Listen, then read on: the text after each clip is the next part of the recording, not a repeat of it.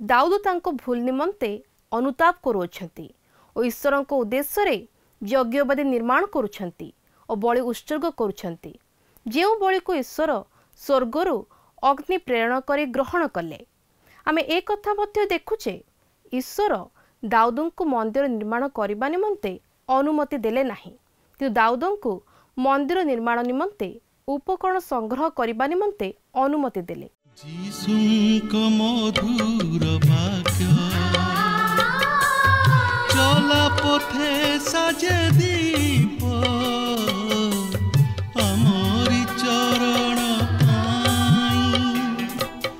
अलिभा आलोक देई जीवनर प्रतिपदे जीवनर प्रतिपदे बढ़ाए से सत्य पथे पथ प्रदर्शिका से जे पथ प्रदर्शिका पथ प्रदर्शिका पथ प्रदर्शिका। प्रिय दर्शक बंधु नमस्कार। प्रभु जीशु ख्रीष्टन को मधुर नाम रे आपन को पथ प्रदर्शिका कार्यक्रम को स्वागत करूअछि। आज आपण केबिति अछंती? मोर विश्वास प्रभु को दया और अनुग्रह रु आपण निश्चय भल थिबे। आपण नियमित आम कार्यक्रम देखुछंती, शिक्षा लाभ करूअछंती और आत्मिक जीवन रे बढ़ुअछंती। सेथिते मु विशेष आनंदित। आपण को मतामत निश्चय हमकु टीवी स्क्रीन रे दिया जाइथिबा नंबर रे जणाइबे। आमे आपण को फोन कॉल रो अपेक्षा रे अछु। आज रे अध्ययन रे आमे प्रथम वंशावली पुस्तक अध्ययन शेष करिबा। एनु आज आमे 22 पर्व रु 29 पर्व पर्यंत कोन घटिथिला संक्षेप रे आलोचना करिबा। 22 पर्व रो एक पद रे आमे एक कथा देखुचे दाऊद तांको भूल निमंते अनुताप करूछंती और ईश्वर को उद्देश्य रे यज्ञवेदी निर्माण करुछंती और बलि उत्सर्ग करुछंती। जो बलि को ईश्वर स्वर्गरु अग्नि प्रेरण करी ग्रहण कले। आमे एक कथा मध्य देखुचे ईश्वर दाऊद को मंदिर निर्माण करने निमंते अनुमति देले नाही, किंतु दाऊद को मंदिर निर्माण निमंते उपकरण संग्रह करने निमंते अनुमति देले। आमे जेतेबेले 23 पर्व को आसु दाऊद पूर्ण वयस्क हैला परे तांको पदरे सोलोमन को राजा कले। सोलोमन राजा हेले से इस्राएल रो तृतीय राजा हेले। आमे देखुचे ईश्वर को मंदिर रे सेवा कार्य करबा निमंते लेबीय मानकु नियुक्ति करागला। याजक माने समस्त लेबीय थिले, किंतु समस्त लेबीय याजक नथिले। आमे आजिर अध्ययन रे इस संपर्क रे अधिक आलोचना करिबा पूर्वरु एक भक्तिमूलक गीत सुनिबा। शांतिर आकर तुमे ही केवल मसीहा एका सहाय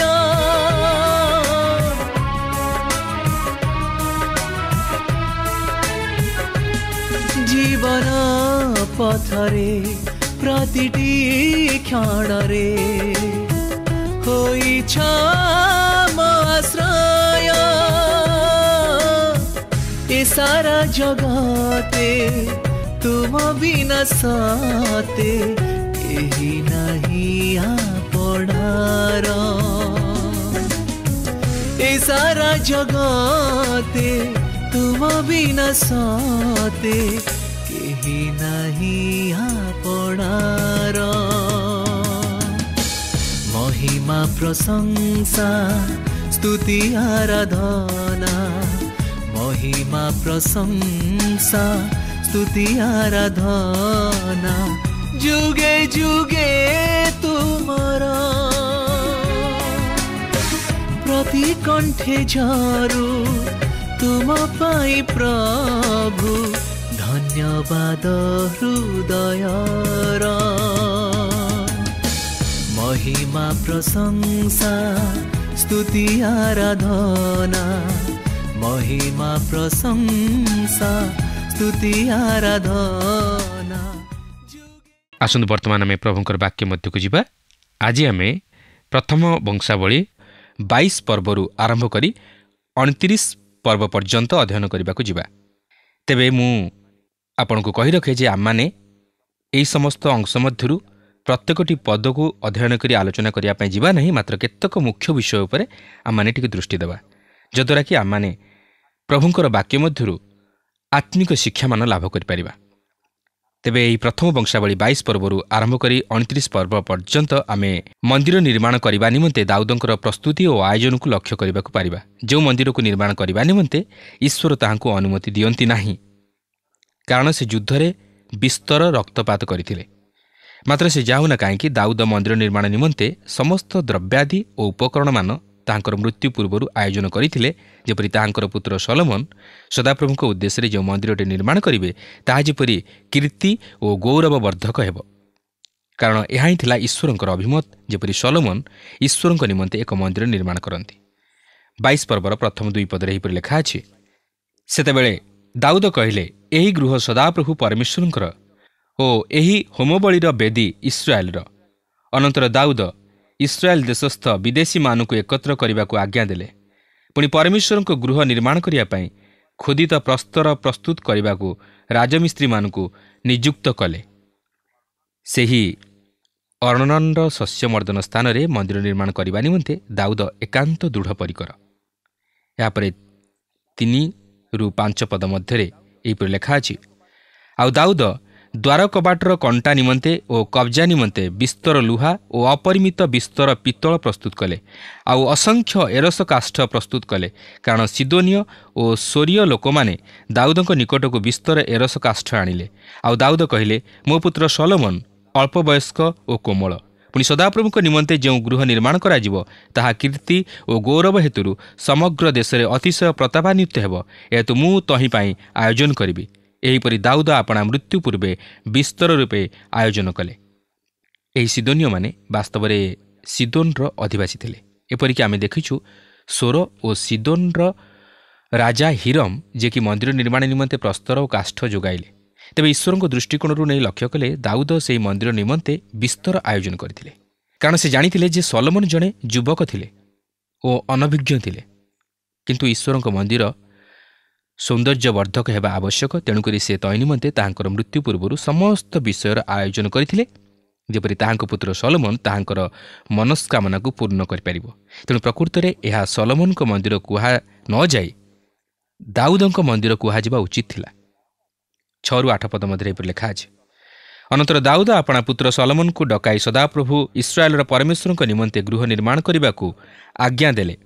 आउ दाऊद आपणा पुत्र सलोमन को कहले, सदाप्रभु आम परमेश्वर को नाम उद्देश्य गोटे गृह निर्माण करने मोहर मनस्थ थिला। मात्र सदाप्रभुंकर एही वाक्य मो निकटरे उपस्थित हैला, तुम्हें विस्तर रक्तपात और बड़ बड़ युद्ध करियछ। तुम्हें आंभ नाम उद्देश्य गृह निर्माण करिब नाही, कारण तुम्हें आंभ साक्षात भूमि रे विस्तर रक्तपात करियछ। यार अर्थ नुहे दाऊद अन्याय भावे आक्रमणकारी बा कलह प्रिय व्यक्ति थिले, मात्र ईश्वर कहती जे से रक्तपाती मनुष्य थिले बा युद्धकारी थिले। किंतु ईश्वर युद्ध प्रिय नुहंती, से शांति चाहती और ताहांकर पुत्र मध्य शांतिराज जे कि एही जगत को शांति आनिबे। तेणु ईश्वर दाऊदंक मंदिर निर्माण करने निमंते अनुमति दियंती नहीं, कारण से युद्ध प्रिय थिले। यापर 9 ରୁ 10 पद मध्य लेखा अछि, देख तुम्भर एक पुत्र जात हेबो, से विश्राम प्राप्त मनुष्य हेबो। पुणी आंभे ताहार चतुर्दिगस्थ समस्त शत्रुठारु ताहाको विश्राम देवा, कारण ताहार नाम सलोमन हेबो और आंभे ताहार समय इस्राएल को शांति और निर्विघ्नता देवा। से आंभ नाम पाई गृह निर्माण करिवो, से आंभर पुत्र हेबो और आंभे ताहार पिता हेबा। पुणी आंभे इस्राएल उपरे ताहार राजसिंहासन अनंत काल स्थापन करिबा। ईश्वर कहती सलोमन से शांति और निर्विघ्नतार मनुष्य हेबो, कारण से ताहार समय इस्राएल प्रति शांति आनीदेव। किंतु आमे देखा जीवा जे सही शांति चिरंतन नथिला। किंतु से जाऊना कहीं जड़े जे कि इस्राएल लोकमानक सम्मुखें छिड़ा होइतिले, जेतेबेले कि धार्मिक नेता माने ताहांको अग्राह्य करथिले। आउ से कहिथिले, हे परिश्रांत और भारग्रस्त लोक समस्ते मो निकटक आस, मु तुममानकु विश्राम देवी। से करिबे जहाँकि सलोमन करने को अक्षम थिले। से दाऊदंकर महान पुत्र थिले, ସେହି ପ୍ରଭୁ ଯୀଶୁ କେବଳ ମନୁଷ୍ୟ ଆତ୍ମାରେ ଶାନ୍ତି ଓ ବିଶ୍ରାମ ଆଣିପାରନ୍ତି।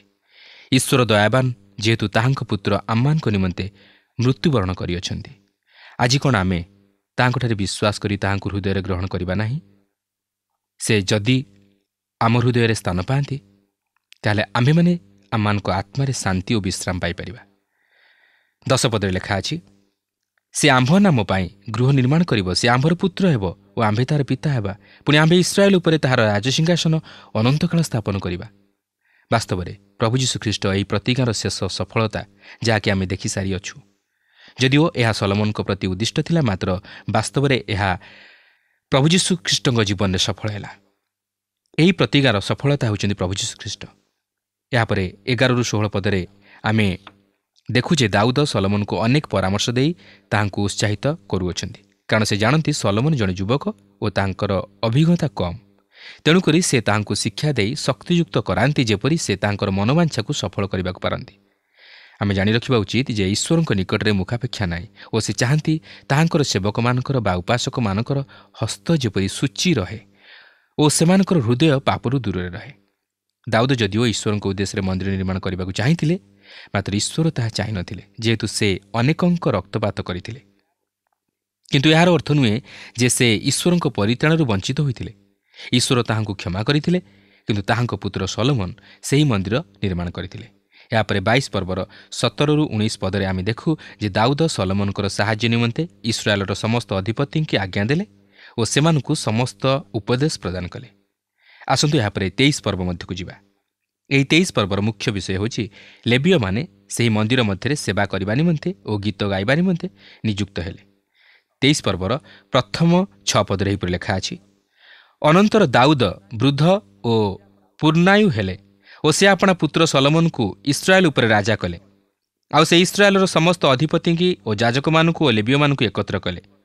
ତହୁଁ 30 ବର୍ଷ ଓ ତହିଁରୁ ଉର୍ଦ୍ଧ୍ୱ ବୟସ୍କ ଲେବୀୟମାନେ ଗଣିତ ହେଲେ। ତହିଁରେ ପ୍ରତ୍ୟେକ ପୁରୁଷର ମସ୍ତକ ଗଣତିରେ ସେମାନେ 38,000 ହେଲେ। ସେମାନଙ୍କ ମଧ୍ୟରୁ 24,000 ଲୋକ ସଦାପ୍ରଭୁଙ୍କ ଗୃହର କାର୍ଯ୍ୟ ଚଳାଇବା ପାଇଁ ନିଯୁକ୍ତ ଥିଲେ, ଆଉ 6,000 ଲୋକ କାର୍ଯ୍ୟଶାସକ ଓ ବିଚାରକର୍ତ୍ତା ଥିଲେ, ଆଉ 4,000 ଲୋକ ଦ୍ୱାରପାଳ ଥିଲେ। ଆଉ ପ୍ରଶଂସାର୍ଥେ ମୁଁ ଯେଉଁ ବାଦ୍ୟଯନ୍ତ୍ର ସବୁ ନିର୍ମାଣ କଲି ବୋଲି ଦାଉଦ କହିଲେ, ତଦ୍ୱାରା 4,000 ଲୋକ ସଦାପ୍ରଭୁଙ୍କର ପ୍ରଶଂସା କଲେ। ପୁଣି ଦାଉଦ ସେମାନଙ୍କୁ ଲେବୀର ପୁତ୍ରମାନଙ୍କ ବଂଶ ଅନୁସାରେ ନାନା ପାଳିରେ ବିଭକ୍ତ କଲେ, ଗେର୍ଶୋନ, କହାତ ଓ ମରାରୀ। କାରଣ ଲେବୀୟମାନେ ଈଶ୍ୱରଙ୍କର ସେବା କରିବା ନିମନ୍ତେ ନିଯୁକ୍ତ ହୋଇଥିଲେ। ଏଠାରେ ଆମେ ଦେଖୁଛୁ ଯେ ଦାଉଦ ଈଶ୍ୱରଙ୍କ ଉପାସନା ଉପରେ ବିଶେଷ ଗୁରୁତ୍ୱ ଦେଇ ଏହିପରି ଲେବୀୟମାନଙ୍କୁ ସଦାପ୍ରଭୁଙ୍କର ସେବକ ପଦରେ ନିଯୁକ୍ତି ଦିଅନ୍ତି। ସେ ଈଶ୍ୱରଙ୍କ ବିଷୟକୁ ପ୍ରଥମ ସ୍ଥାନ ଦିଅନ୍ତି। ପ୍ରିୟ ବନ୍ଧୁ, ଆପଣ କ'ଣ ବାସ୍ତବରେ ଈଶ୍ୱରଙ୍କ ସେବା ଉପାସନା ଉପରେ ଗୁରୁତ୍ୱ ଦିଅନ୍ତି? ଆପଣ କ'ଣ ଈଶ୍ୱରଙ୍କୁ ନିଜ ଜୀବନରେ ପ୍ରଥମ ସ୍ଥାନ ଦିଅନ୍ତି? ଆପଣ କ'ଣ ଈଶ୍ୱରଙ୍କ ସହ ସହଭାଗିତାରେ ଆନନ୍ଦ କରନ୍ତି? ଦାଉଦ ଆଜି ସେହି ଆହ୍ୱାନ ଆମମାନଙ୍କୁ ଦିଅନ୍ତି, ଯେପରି ଆମେ ଈଶ୍ୱରଙ୍କ ମନ୍ଦିରର ଯତ୍ନ ନେଉ ଓ ଈଶ୍ୱରଙ୍କର ସେବା ଉପାସନାରେ ବ୍ରତୀ ହେଉ। ଏଥିସହିତ ଦାଉଦ ମଧ୍ୟ ସଙ୍ଗୀତ ଉପରେ ଗୁରୁତ୍ୱ ଦିଅନ୍ତି ଓ ତାହା ମଧ୍ୟ ସେହି ଲେବୀୟମାନଙ୍କ ମଧ୍ୟରୁ ସେ 4,000 ଲୋକଙ୍କୁ ମନୋନୀତ କଲେ ଓ ସେ ସେହି 38,000 ଲେବୀୟମାନଙ୍କୁ ସଦାପ୍ରଭୁଙ୍କ ମନ୍ଦିରର ବିଭିନ୍ନ ଦାୟିତ୍ୱରେ ରଖିଲେ। ଏହାପରେ ଆମେ 24 ପର୍ବ ମଧ୍ୟକୁ ଯିବା। ଏହି 24 ପର୍ବର ମୁଖ୍ୟ ବିଷୟବସ୍ତୁ ହେଉଛି ହାରୋନଙ୍କ ପୁତ୍ରମାନଙ୍କ ମଧ୍ୟରେ ବିଭାଗ ବଣ୍ଟନ। କାରଣ ହାରୋନ ଓ ତାହାଙ୍କର ପୁତ୍ରମାନେ ଯାଜକୀୟ ପଦରେ ନିଯୁକ୍ତି ପାଇଥିଲେ ଓ ସେମାନଙ୍କୁ ମନ୍ଦିର ମଧ୍ୟରେ ଯାଜକୀୟ କାର୍ଯ୍ୟ ସମ୍ପାଦନ କରିବାକୁ ଥିଲା। ଦେଖନ୍ତୁ 24 ପର୍ବର ପ୍ରଥମ 3 ପଦରେ ଏହିପରି ଲେଖା ଅଛି, ହାରୋନ ସନ୍ତାନଗଣର ପାଳିର ବୃତ୍ତାନ୍ତ। ହାରୋନଙ୍କର ପୁତ୍ର ନାଦବ ଓ ଅବିହୁ ଓ ଇଲିଆସର ଓ ଇଥାମର। ମାତ୍ର ନାଦବ ଓ ଅବିହୁ ଆପଣମାନଙ୍କ ପିତାଙ୍କ ଆଗେ ମଲେ ଓ ସେମାନଙ୍କର ସନ୍ତାନ ନଥିଲା। ଏହେତୁ ଇଲିଆସର ଓ ଇଥାମର ଯାଜକର କାର୍ଯ୍ୟ କଲେ। ଆଉ ଦାଉଦ ଓ ଇଲିଆସରର ସନ୍ତାନ ସାଦୋକ ଓ ଇଥାମରର ସନ୍ତାନ ଅହିମେଲକ ଯାଜକମାନଙ୍କୁ ସେମାନଙ୍କ ଶ୍ରେଣୀ ଅନୁସାରେ ସେବା କର୍ମରେ ବିଭକ୍ତ କଲେ।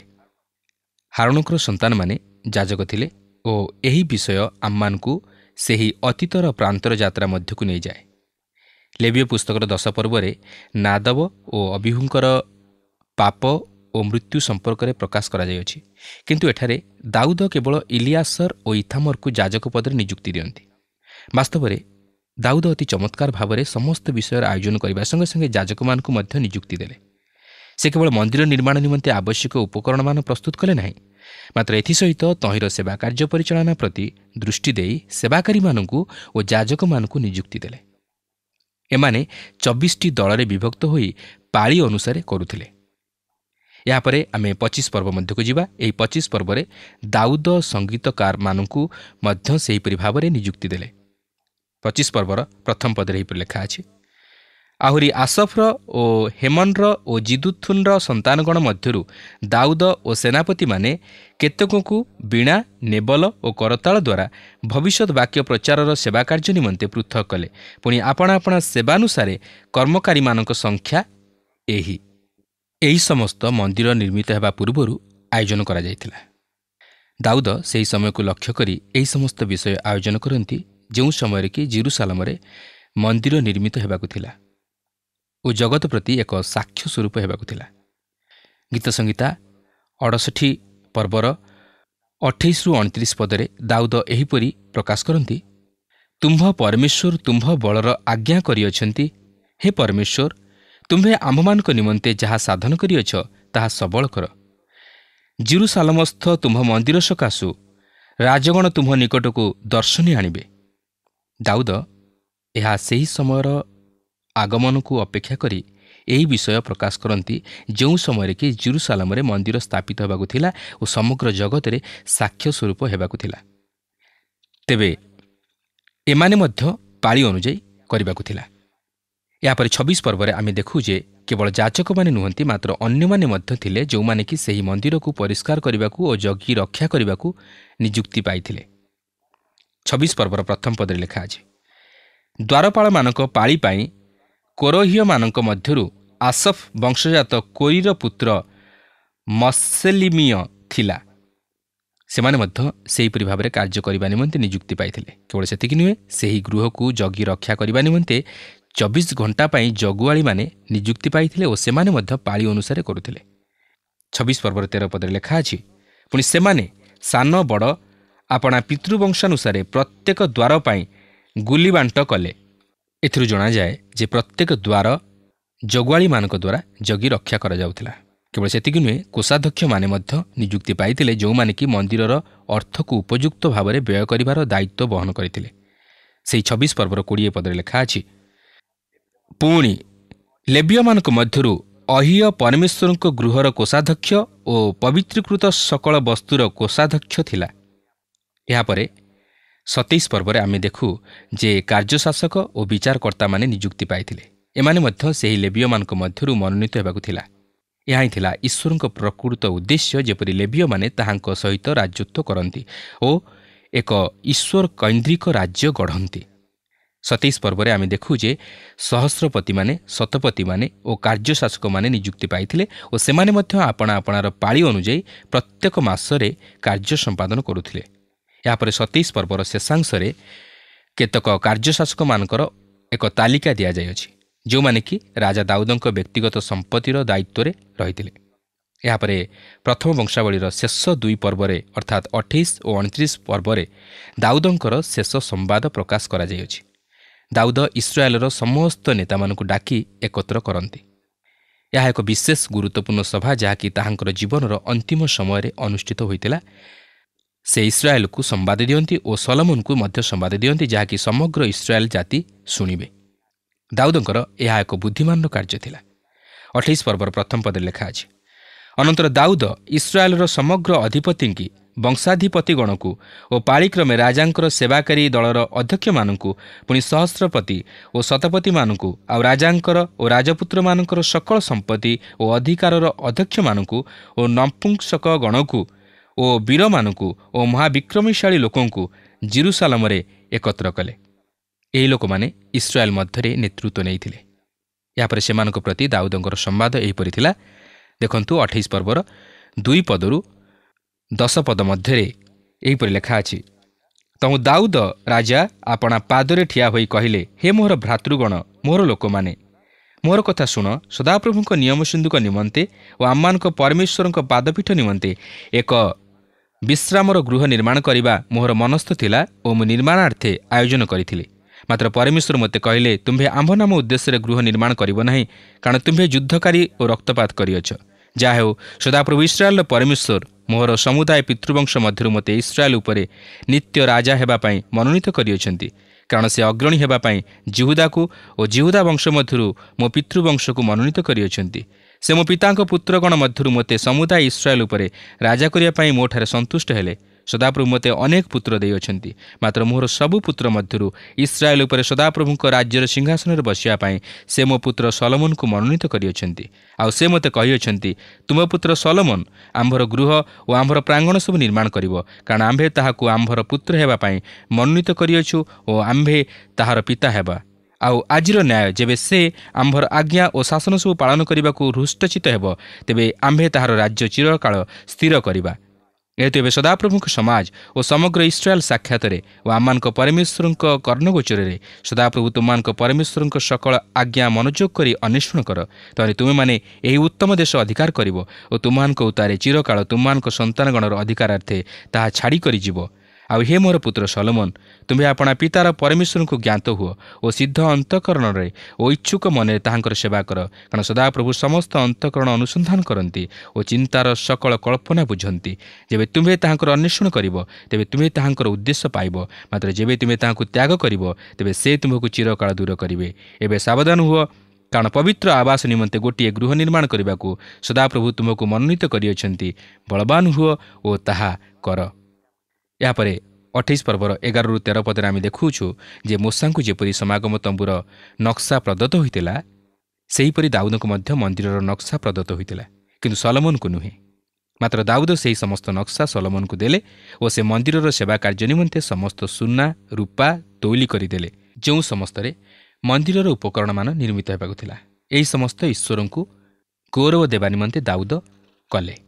ଏହାପରେ 29 ପର୍ବରେ ଦାଉଦ ସଲୋମନକୁ ରାଜା ରୂପେ ପ୍ରତିଷ୍ଠିତ କରାଇବାର ଓ ତାହାଙ୍କର ଲୋକମାନଙ୍କୁ ଶେଷ ସମ୍ବାଦ ପ୍ରଦାନ କରିବାର ଆମେ ଲକ୍ଷ୍ୟ କରିବାକୁ ପାରୁଅଛୁ। ବର୍ତ୍ତମାନ ସେ ରାଜ୍ୟ ଉପରେ ବିଶେଷ ଗୁରୁତ୍ୱ ଦିଅନ୍ତି। 29 ପର୍ବର ପ୍ରଥମ 6 ପଦ ମଧ୍ୟରେ ଆମେ ଦେଖୁଛୁ ଯେ ଦାଉଦ ତାଙ୍କର ଲୋକମାନଙ୍କୁ ପ୍ରଭୁଙ୍କ ନିମନ୍ତେ ସ୍ୱେଚ୍ଛାକୃତ ଭାବେ ଦାନ ଦେବା ନିମନ୍ତେ ନିଜର ଆଦର୍ଶମୟ ଜୀବନ ଦ୍ୱାରା ସେମାନଙ୍କୁ ଅନୁପ୍ରାଣିତ କରାନ୍ତି।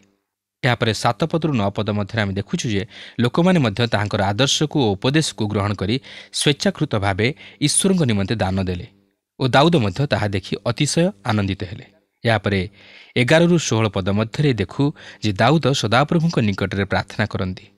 ସେ ଏହି ପ୍ରାର୍ଥନା ମଧ୍ୟ ଦେଇ ଈଶ୍ୱରଙ୍କୁ ତାହାଙ୍କର ସମସ୍ତ କର୍ତ୍ତାପଣକୁ ଓ ଅନୁଗ୍ରହକୁ ସ୍ମରଣ କରି ତଥା ଆଶୀର୍ବାଦକୁ ସ୍ମରଣ କରି ତାହାଙ୍କର ଧନ୍ୟବାଦ କରନ୍ତି ଓ ତାହାଙ୍କୁ ଗୌରବ ଦିଅନ୍ତି ଓ ନିଜକୁ ତଥା ନିଜର ଲୋକମାନଙ୍କୁ ତାହାଙ୍କ ନିକଟରେ ସମର୍ପଣ କରନ୍ତି ଓ ସେ ଈଶ୍ୱରଙ୍କ ମନ୍ଦିର ନିମନ୍ତେ ମଧ୍ୟ ପ୍ରାର୍ଥନା କରନ୍ତି। ବାସ୍ତବରେ ଏହା ବିଶେଷ ଗୁରୁତ୍ୱପୂର୍ଣ୍ଣ।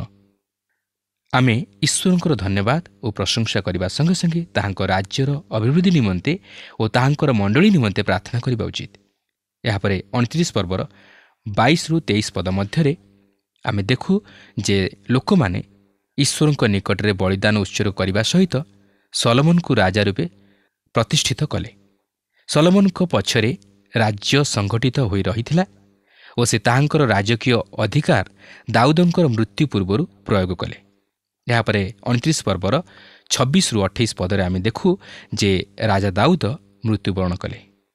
ଏହି ସମସ୍ତ ବିବରଣୀ ଈଶ୍ୱର ପ୍ରଦାନ କରିଅଛନ୍ତି, କାରଣ ସେ ଦାଉଦଙ୍କ ବିଷୟରେ କ'ଣ ଭାବନ୍ତି ତାହା ଯେପରି ଆପଣ ଜାଣିବାକୁ ପାରନ୍ତି, ତାହା ସେ ଚାହାନ୍ତି। ଆପଣ ହୁଏତ ଦାଉଦଙ୍କୁ ଭଲ ନ ପାଇପାରନ୍ତି, ମାତ୍ର ସେ ଦାଉଦଙ୍କୁ ଭଲ ପାଆନ୍ତି ଓ ସେ ଆଜି ମଧ୍ୟ ଆମ ପ୍ରତ୍ୟେକଙ୍କୁ ପ୍ରେମ କରନ୍ତି ଓ ଆମ ପ୍ରତ୍ୟେକଙ୍କୁ ଉଦ୍ଧାର କରିବାକୁ ଚାହାନ୍ତି।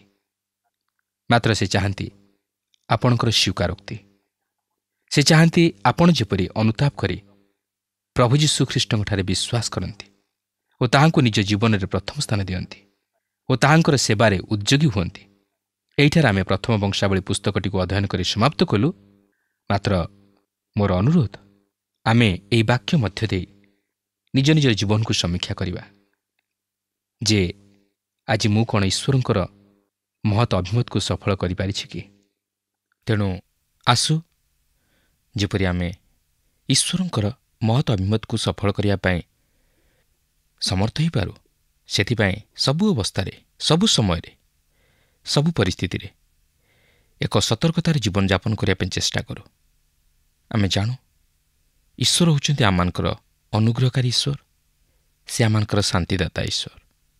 ସେଥିପାଇଁ ପ୍ରଭୁ ଯୀଶୁ କହନ୍ତି, ମୁଁ ତୁମମାନଙ୍କୁ ଶାନ୍ତି ଦାନ କରି ଯାଉଅଛି, ମୋର ନିଜର ଶାନ୍ତି ତୁମମାନଙ୍କୁ ଦାନ କରୁଅଛି। ମାତ୍ର ଚିରସ୍ଥାୟୀ ଆନନ୍ଦ, ସୁଖ, ଶାନ୍ତି କେବଳ ସ୍ୱର୍ଗରେ ହିଁ ରହିଅଛି। ତାହା କେବଳ ପିତା ଈଶ୍ୱର ପ୍ରଭୁ ଯୀଶୁଖ୍ରୀଷ୍ଟଙ୍କ ମାଧ୍ୟମରେ ଆମମାନଙ୍କୁ ପ୍ରଦାନ କରନ୍ତି। ପ୍ରଭୁ ପ୍ରତ୍ୟେକଙ୍କୁ ଏହି ସଂକ୍ଷିପ୍ତ ଆଲୋଚନା ମଧ୍ୟ ଦେଇ ଆଶୀର୍ବାଦ କରନ୍ତୁ। ଆଶା କରୁ ଆଜିର କାର୍ଯ୍ୟକ୍ରମ ଆପଣଙ୍କୁ ନିଶ୍ଚୟ ଭଲ ଲାଗିଥିବ ଓ ଆପଣ ଆତ୍ମିକ ଜୀବନରେ ଉପକୃତ ହୋଇଥିବେ। ଆମେ ଅଧ୍ୟୟନ କରୁଥିଲୁ ଯେ ଲେବୀୟମାନେ ଯାଜକ ଥିଲେ। ସେମାନଙ୍କ ମଧ୍ୟରେ କାର୍ଯ୍ୟଭାର ବାଣ୍ଟି ଦିଆଯାଇଥିଲା ଯେ କିଏ କ'ଣ କରିବେ। ଏହା ଏକ ଗୁରୁତ୍ୱପୂର୍ଣ୍ଣ କାର୍ଯ୍ୟ ଥିଲା। ଦାଉଦ ମନ୍ଦିର ଉପାସନା କରିବା ନିମନ୍ତେ ସଙ୍ଗୀତଜ୍ଞମାନଙ୍କୁ ପ୍ରସ୍ତୁତ କରୁଛନ୍ତି, କେଉଁମାନେ ବାଦ୍ୟଯନ୍ତ୍ର ଓ ଗୀତ ମାଧ୍ୟମରେ ଈଶ୍ୱରଙ୍କ ପ୍ରଶଂସା କରିବେ। ଈଶ୍ୱରଙ୍କ ମନ୍ଦିର ଅତି ପବିତ୍ର ଥିଲା। ଏହି ପବିତ୍ର ସ୍ଥାନ ନିମନ୍ତେ ଦ୍ୱାରପାଳକମାନଙ୍କ ଆବଶ୍ୟକ ଥିଲା। ପ୍ରାୟ 4000 ଦ୍ୱାରପାଳ ଥିଲେ। ଆମେ ମନ୍ଦିର ନିର୍ମାଣ କାର୍ଯ୍ୟ ବିଷୟରେ ଦେଖିଲୁ। ସେମାନଙ୍କ ମଧ୍ୟରେ ସେନାପତି, ସହସ୍ରପତି ଓ ଶାସକମାନେ ଥିଲେ। ସେମାନଙ୍କ ସଂଖ୍ୟା ପ୍ରାୟ 24,000 ଥିଲା। ସେଥିରୁ ଆମେ ଲକ୍ଷ୍ୟ କଲୁ ଯେ ରାଜା କିପରି ଶୃଙ୍ଖଳିତ ଭାବେ କାର୍ଯ୍ୟଭାର ସମ୍ପନ୍ନ କରୁଅଛନ୍ତି। ଆଜି ତ ଆମ ସମୟ ଏଠାରେ ଶେଷ ହେବାକୁ ଗଲାଣି। ପରବର୍ତ୍ତୀ କାର୍ଯ୍ୟକ୍ରମରେ ପୁଣି ଆପଣଙ୍କ ସହିତ ସାକ୍ଷାତ ହେବୁ। ସେ ସମୟ ପର୍ଯ୍ୟନ୍ତ ଆମକୁ ବିଦାୟ ଦିଅନ୍ତୁ। ରହିଲୁ, ନମସ୍କାର। ଆସନ୍ତୁ ପ୍ରାର୍ଥନା କରିବା। ପ୍ରିୟ ପ୍ରଭୁ ଯୀଶୁ, ତୁମର ପବିତ୍ର ନାମକୁ ଧନ୍ୟବାଦ ଦେଉଛୁ। ତୁମେ ଆଜି ଆମମାନଙ୍କୁ ଏତେ ଏକ ଗୁରୁତ୍ୱପୂର୍ଣ୍ଣ ବିଷୟ ଉପରେ ଆଲୋଚନା କରିବା ନିମନ୍ତେ ତୁମେ ଆମମାନଙ୍କୁ ଶିଖାଇଅଛ, ସେଥି ନିମନ୍ତେ ଧନ୍ୟବାଦ ଦେଉଛୁ। ପ୍ରିୟ ପ୍ରଭୁ, ଆମ ଦର୍ଶକ ବନ୍ଧୁମାନଙ୍କ ନିମନ୍ତେ ପ୍ରାର୍ଥନା କରୁଅଛୁ। ସେମାନଙ୍କର ଯେକୌଣସି ବିଷୟରେ ପ୍ରାର୍ଥନା ଅନୁରୋଧ ଥାଏ, ତୁମେ ସମସ୍ତଙ୍କ ପ୍ରାର୍ଥନା ତୁମେ ଶୁଣିଅଛ ପ୍ରଭୁ ଏବଂ ଉତ୍ତର ଦେଇଅଛ ବୋଲି ଆମେ ବିଶ୍ୱାସ କରୁଅଛୁ।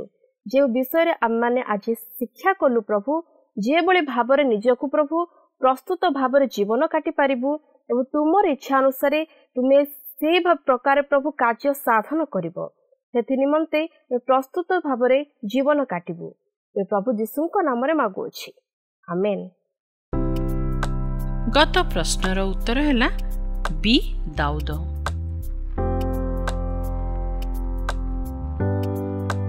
ଆଜିର ପ୍ରଶ୍ନଟି ହେଲା, ପରମେଶ୍ୱରଙ୍କ ଗୃହ ନିର୍ମାଣ ନିମନ୍ତେ କେତେ ଜଣ ଦ୍ୱାରପାଳ ନିଯୁକ୍ତ ହୋଇଥିଲେ? A 4000, B 2000, C 5000, D 3000। এই প্রশ্নর উত্তর আসন্তাকালি সন্ধ্যা 6টা মধ্যে option A, B, C, D মধ্যরু সঠিক উত্তর বাছি আপনার নাম ও সম্পূর্ণ ঠিকনা সহিত 9777221415 ফোন নম্বরে SMS কিংবা WhatsApp দ্বারা জଣାଇବାକୁ অনুরোধ। जदि आपको आम कार्यक्रम भल लगुच तेबे 0444908126 रे मिस्ड कॉल दे विजय होई परिबे। गत सप्ताहर विजय दर्शक बंधु हेले झारसुगुड़ारू पीके नायक और परिवार।